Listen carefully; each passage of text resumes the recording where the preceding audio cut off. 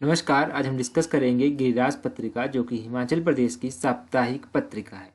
देखिए, ये हमारा अगस्त महीने का चौथा पार्ट है। इससे पहले जो 3 पार्ट हमने डिस्कस किए थे वो सभी आपको प्लेलिस्ट में भी मिल जाएंगे और हमारे यूट्यूब चैनल पर भी मिल जाएंगे। और इन पार्ट्स की जो पीडीएफ है वो मैंने टेलीग्राम चैनल पर अपलोड कर दी है। इस वीडियो की पीडीएफ फाइल भी आपको टेलीग्राम चैनल पर अपलोड कर दी जाएगी। टेलीग्राम चैनल आप ज्वाइन कर सकते हैं। टेलीग्राम का लिंक नीचे डिस्क्रिप्शन बॉक्स में दिया गया है। चलिए डिस्कस करते हैं आज की वीडियो का फर्स्ट क्वेश्चन। सबसे पहला क्वेश्चन है, HP Shiva Pariyojana is implemented with the help of which organisation. तो हिमाचल प्रदेश शिवा परियोजना किसकी सहायता से चलाई जा रही है? ये जो हिमाचल प्रदेश शिवा परियोजना है वो चलाई जा रही है एशियन डेवलपमेंट बैंक की सहायता से। ऑप्शन बी जो है वो सही आंसर है।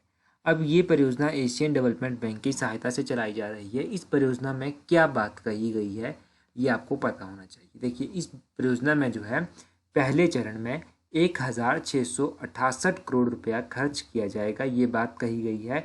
और दूसरी बात ये कही गई है कि ये पैसा जो है ऐसी जगह यूटिलाइज किया जाए जिससे किसानों की आय जो है वो बढ़ जाए। अब इस परियोजना में कहा गया कि 20,000 हेक्टेयर क्षेत्र जो है हम ऐसा बनाएंगे जिसमें उच्च घनत्व वाले बगीचों की जो है वो स्थापना की जाएगी। तो ये मतलब जितना भी बागवानी से संबंधित कार्य है वो इस परियोजना में कहा गया। अब प्रेजेंट टाइम में जल शक्ति, बागवानी, राजस्व और सैनिक कल्याण मंत्री कौन है? प्रेजेंट टाइम में महेंद्र सिंह ठाकुर जो है वो जल शक्ति, बागवानी, राजस्व और सैनिक कल्याण मंत्री हैं।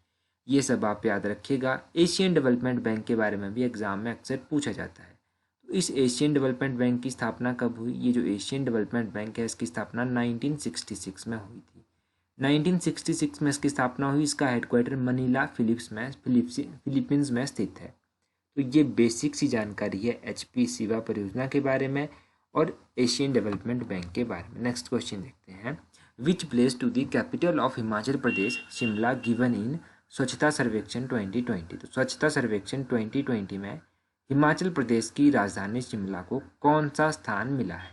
देखो, ये जो स्वच्छता सर्वेक्षण 2020 है इसमें हिमाचल प्रदेश की राजधानी शिमला को जो है वो 65th पोजीशन दी गई है। ऑप्शन सी जो है वो सही आंसर है। अब 65th पोजीशन तो दी गई 2020 में। पहले तो आप शिमला की पोजीशन याद रखिए, 65th पोजीशन 2020 में दी गई। और ओवरऑल हिमाचल को कौन सी पोजीशन दी गई इसे 2020 के सर्वेक्षण में? ओवरऑल हिमाचल को 6th पोजीशन जो थी वो दी गई। ये भी आप याद रखें। 2020 के सर्वेक्षण के बारे में 6th पोजीशन दी गई। अब अगर बात करेंगे कि 2019 में भी सर्वेक्षण किया गया, 2019 में जो सर्वेक्षण किया गया उसमें किस स्थान पर हिमाचल को रखा गया था? 2019 में 20वां स्थान हिमाचल को दिया था। तो इस बार काफ़ी इम्प्रूवमेंट हिमाचल को देखने को मिली है। दो चीज़ें आपको हिमाचल के कॉन्टेक्स्ट में मेन रूप से याद रखनी। एक तो शिमला का कौन सा रैंक यहाँ पर रहा है, हिमाचल का कौन सा रैंक रहा है, और 2019 में हिमाचल का कौन सा रैंक था। ठीक है, ये सारी चीज़ें एग्जाम में पूछी जा सकती हैं। कई बार 2020 का ना करके 2019 का भी पूछ लेते हैं, तो ये आप याद रखिएगा।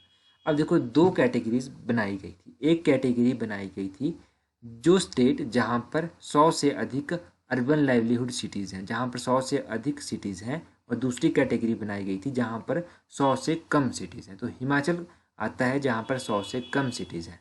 तो हिमाचल का जो पोजीशन एक अलग से वर्ग बनाया गया था, इसमें झारखंड जो है वो पहले स्थान पर रहा है और हिमाचल कौन से स्थान पर रहा है? 6ठे स्थान पर रहा है। बिल्कुल भी कन्फ्यूजन आपको कहीं पर भी नहीं होना चाहिए। ये बेसिक चीज़ें आपको यहाँ से याद ही रखनी है सिर्फ। नेक्स्ट क्वेश्चन है, how many new gram panchayat are to be formed in Himachal Pradesh. देखो, अभी मैं बात कर रहा हूँ गिरिराज जो पत्रिका है उसमें जो डाटा दिया गया है। तो गिरिराज पत्रिका में कहा गया है कि हिमाचल प्रदेश में 228 नई पंचायतें गठित की जाएंगी। ऑप्शन सी जो है वो सही आंसर है। अभी देखो, इसमें भी थोड़ी सी अमेंडमेंट की गई है जो मैं HP करंट अफेयर बूस्टर में क्लैरिफाई आपको करवाऊंगा। अभी बस यहाँ से 2 चीज़ें आप याद रखेंगे कि कितनी नई ग्राम पंचायतें हैं। ये भी इतना वेग थोड़ा सा क्वेश्चन हो गया है, इतना इंपॉर्टेंट नहीं रहा है। परंतु प्रेजेंट टाइम में कितनी पंचायतें? तो 3226 पंचायतें अभी तक हिमाचल प्रदेश में है। अभी पंचायतें देखना बढ़ जाएंगी थोड़े दिनों में। देखो, यहाँ से भी पंचायतें अभी बढ़ेंगी 228 से आगे भी। क्यों बढ़ेंगी? क्योंकि अभी जो न्यूज़पेपर था उसमें आया था कि हिमाचल प्रदेश में 53 और नई पंचायतें बनाई जाएंगी। तो 228 में 53 पंचायतें आप और ऐड कर लीजिएगा तो 283 पंचायतें हो जाएंगी। तो आप ये याद रखिएगा कि 283 पंचायतें अब बढ़ जाएंगी और टोटल पंचायतों की संख्या कितनी होगी, 3509। ये सब हम HP करंट अफेयर बूस्टर में कम्प्लीटली डिस्कस करेंगे। ये यहाँ पर गिरिराज पत्रिका में इतना डिटेल में अभी नहीं आया है, तो इसको बस यहीं पर आप छोड़ दीजिए। बस ये याद रखिएगा कि कितनी पंचायतें हिमाचल प्रदेश में थी, अभी कितनी होंगी ये आपको याद रखने की ज़रूरत नहीं है।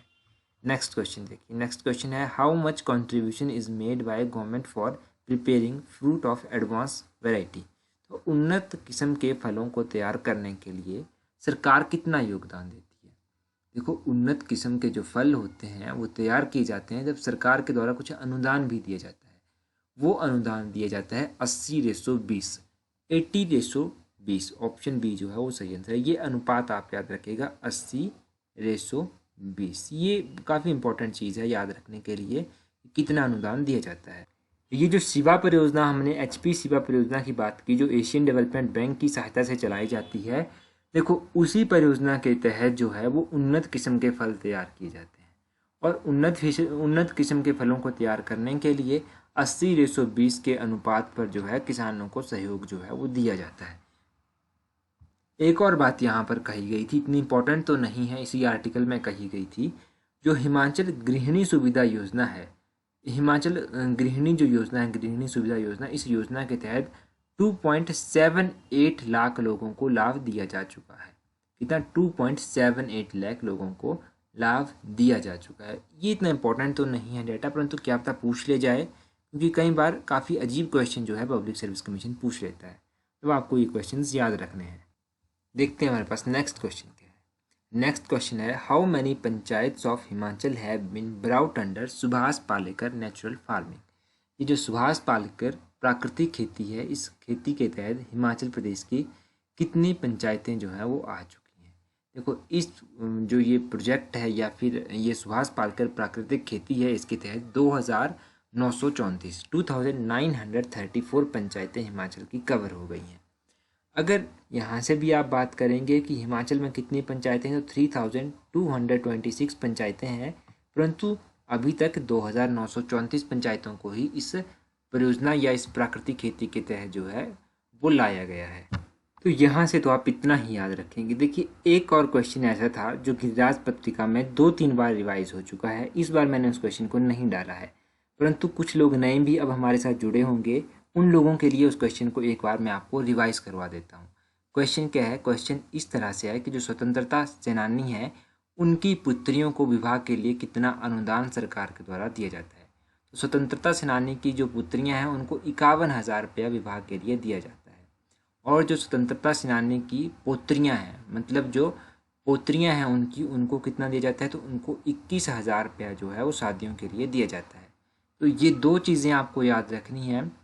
ये चीज़ें हम पहले भी डिस्कस कर चुके हैं, इसीलिए इस क्वेश्चन को मैंने आज ऐड नहीं किया, एक क्विक रिवाइज मैंने आप लोगों का यहाँ से करवा दिया।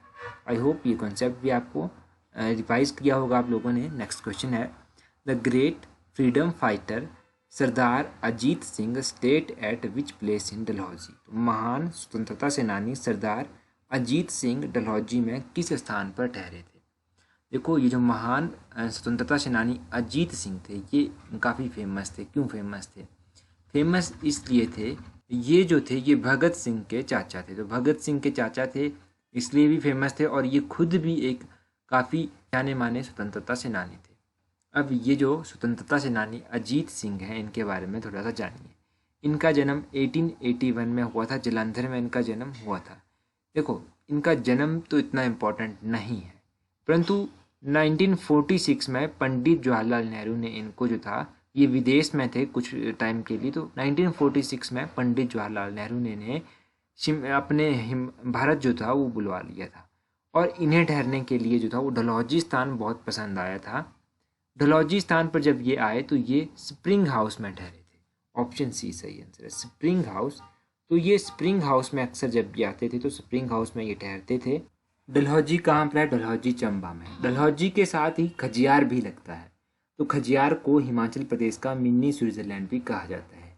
मिनी स्विट्जरलैंड यह नाम जो था पी ब्लेजर ने 7 जुलाई 1992 को जो था वो डलहौजी को खजियार को दिया था। कब दिया था? 7 जुलाई 1992 को। और किसने दिया था? पी ब्लेजर के द्वारा ये नाम दिया गया था। और यह जो था विश्व का 160वां स्थान था जिसे मिनी स्विट्जरलैंड का दर्जा जो था वो दिया गया था। स्विट्जरलैंड से खजियार की दूरी जो है वो 6194 किलोमीटर है। ये क्वेश्चन एचएएस में पूछा जा चुका है खजियार के बारे में, और डलहौजी के बारे में आपने अभी रिवाइज कर लिया।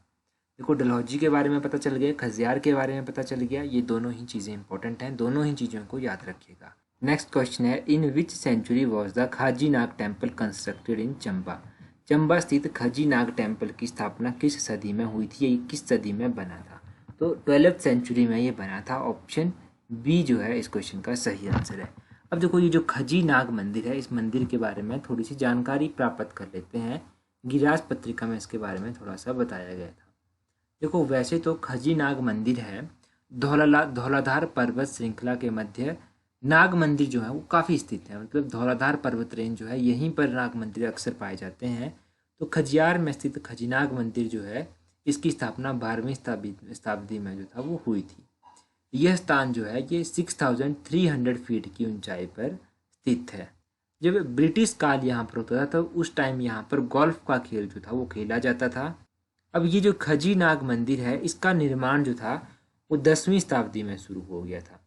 इस मंदिर को जो था वो हिंदू और मुस्लिम शैली में जो है वो बनाया गया है, परंतु 12वीं शताब्दी में जाकर इसकी कंस्ट्रक्शन जो थी वो पूरी हुई थी। राजा पृथ्वी सिंह का नाम तो आपने सुना है, चंबा के राजा थे। इनकी जो दाई थी बाटलू नाम का उनका, बाटुल नाम था उनका। तो इन्होंने जो था वो 1641 से 1644 के बीच जो था इस मंदिर को के जीर्णोद्धार के लिए जो थे वो कुछ पैसे दिए थे, इसकी मरम्मत कराई थी, इसको फिर से रेनोवेट करवाया था। तो यही आप याद रखिएगा खाजी नाग मंदिर के बारे में। कब इसकी कंस्ट्रक्शन शुरू हुई, इसकी वास्तु शैली कौन सी है? तो हिंदू और मुस्लिम वास्तु शैली में ये बना है। कंस्ट्रक्शन कब कंप्लीट इसकी हो गई, और किसने इसके जीर्णोद्धार के लिए जो था वो धनराशि प्रोवाइड करवाई थी, या फिर किसने इसको जीर्णोद्धार करवाया था? ये आप याद रखिएगा, बाटलू नर्स ने करवाया था। अच्छा, यहाँ से एक और बात, जो 1 लाइन क्वेश्चन गिरिराज में आते हैं वो मैंने टेलीग्राम पर अपलोड कर दिए, तो टेलीग्राम पर फॉलो कर लें। टेलीग्राम पर आपको और भी 1 लाइन क्वेश्चन मिल जाएंगे जो प्रीवियस गिरिराज के एडिशंस में आए हैं। नेक्स्ट क्वेश्चन देखते हैं। Kunihar princely state was established by whom? Kunihar रियासत की स्थापना किसके द्वारा की गई थी? तो इसकी स्थापना की गई थी अभोज देव के द्वारा। ऑप्शन बी जो है वो सही आंसर है। तो कुनिहार की स्थापना की अगर आप बात करें तो कुनिहार रियासत की स्थापना जम्मू से आए अभोज देव ने 1154 ईस्वी में की थी। 1154 ईस्वी में जो था वो की थी। कुनिहार रियासत की राजधानी जो थी वो हाटकोटी हुआ करती थी। गोरखा युद्ध के समय मगन देव रियासत के जो थे वो शासक थे, ये भी आप याद रखिए। और इस रियासत के अंतिम शासक थे, तो ये जो कुनिहार रियासत है इसके जो अंतिम शासक थे वो थे राव हरदेव सिंह। राव हरदेव सिंह जो थे वो इसके अंतिम शासक थे। पहले शासक, अंतिम शासक, गोरखा युद्ध के दौरान शासक, ये सब आप याद रखिएगा। नेक्स्ट क्वेश्चन है, who among the following chairman of newly formed या newly constituted new education policy 2020? एक आर्टिकल आया था गिरिराज में जिसमें न्यू एजुकेशन पॉलिसी के बारे में बताया गया था। तो के कस्तूरी रंगन, ये ऑप्शन ए जो है वो सही आंसर है। ये न्यू एजुकेशन पॉलिसी जो 2020 है इसके जो किसके द्वारा फॉर्म की गई है या किसके द्वारा ये ड्राफ्ट की गई है? तो इनके द्वारा ये ड्राफ्ट की गई है। अब न्यू एजुकेशन पॉलिसी की ही अगर आप बात करेंगे तो इसके बारे में आपने काफ़ी सुना होगा, काफ़ी चर्चा में है। तो देखो, इस जो नई एजुकेशन पॉलिसी आ रही है इसमें एक फार्मूला अपनाया गया है 5+3+3+4। ये आप याद रखिएगा, 5+3+3+4। इस फार्मूला जो है ये फार्मूला अपनाया जाएगा। पहले का जो फार्मूला था वो था 10+2। अब 10+2 नहीं होगा, अब होगा 5+3+3+4। अगर थोड़ा सा बैकग्राउंड चेक करेंगे न्यू एजुकेशन पॉलिसी का, तो ये जो राष्ट्रीय शिक्षा नीति तैयार की गई है इस शिक्षा नीति को जो था वो 24 जून 2017 को जो था सरकार के द्वारा डॉक्टर कस्तूरी रंगन की अध्यक्षता में और 9 सदस्यीय एक समिति जो थी ये 2017 में ही गठित कर दी गई थी। फिर इस रिपोर्ट जो कमेटी बनाई गई थी न्यू एजुकेशन पॉलिसी के लिए, इन्होंने अपनी रिपोर्ट जो थी वो 2019 31 मई 2019 को जो था वो सरकार को सौंप दी। परंतु अभी जो था वो नई एजुकेशन पॉलिसी 2020 को मंत्रालय द्वारा मंजूरी दी गई है। तो अब जो है इस पॉलिसी के बारे में आपको आगे चलकर देखना मिलेगा कि कितना ये इम्प्लीमेंट होती है और कितनी ये कारगर साबित होती है। नेक्स्ट क्वेश्चन है Women's Equality Day every year observed on. तो वुमेन्स इक्वलिटी डे जो है वो प्रत्येक वर्ष कब मनाया जाता है? देखो वुमेन्स इक्वलिटी डे प्रत्येक वर्ष मनाया जाता है कब? 26 अगस्त को। ऑप्शन सी जो है वो सही आंसर है। 26 अगस्त को मनाया जाता है वुमेन्स इक्वलिटी डे। अब देखो कुछ इंपॉर्टेंट डे अगस्त महीने के एक बार हम फिर से रिवाइज कर लेते हैं, पहले भी रिवाइज कर चुके हैं। देखो तो सबसे पहले मनाया जाता है 4 अगस्त को friendship day, first Sunday off अगस्त को वैसे ये मनाया जाता है। उसके बाद 6 अगस्त को मनाया जाता है हिरोशिमा डे। अगस्त 6, 1945 को न्यूक्लियर बॉम्ब अटैक हुआ था हिरोशिमा में, तो 6 अगस्त को हिरोशिमा डे मनाया जाता है। 7 अगस्त को मनाया जाता है इंटरनेशनल बियर डे। और उसके बाद जो है 9 अगस्त को क्विट इंडिया मूवमेंट डे मनाया जाता है। 9 अगस्त को नागासाकी डे मनाया जाता है। 1945 9 अगस्त को जो था वो नागासाकी पर अटैक हुआ था। और 9 अगस्त को ये मैंने बता दिया आपको नागासाकी डे मनाया जाता है। 12 अगस्त को इंटरनेशनल यूथ डे मनाया जाता है। 12 अगस्त के बाद मनाया जाता है 15 अगस्त को इंडिपेंडेंस डे, ये तो आपको पता ही है। और 15 अगस्त के बाद मनाया जाता है 19 अगस्त को world photography day. World photography day 19 अगस्त को मनाया जाता है। और 19 अगस्त को वर्ल्ड ह्यूमैनिटेरियन डे भी मनाया जाता है। 19 अगस्त के बाद 20 अगस्त को सद्भावना दिवस मनाया जाता है। और 20 अगस्त के बाद जो है वो 26 अगस्त को वुमेन्स इक्वलिटी डे मनाया जाता है। और 29 अगस्त को जो है वो नेशनल स्पोर्ट्स डे मनाया जाता है। तो ये इंपॉर्टेंट डेज आप याद रखिएगा अगस्त महीने के। आई होप कि यहाँ से अगस्त महीने के इंपॉर्टेंट डे आपको समझ आए होंगे, याद रहेंगे। आपके लिए आज का क्वेश्चन है Telangi selection, Ribba selection are local varieties of which of the following dry fruit. Telangi selection और रिब्बा सिलेक्शन किस स्थानीय किस्म है? और कुछ 4 ऑप्शंस दी गई हैं, अपना आंसर कमेंट करके जरूर बताएं। So that's all for today. Thank you for watching the video.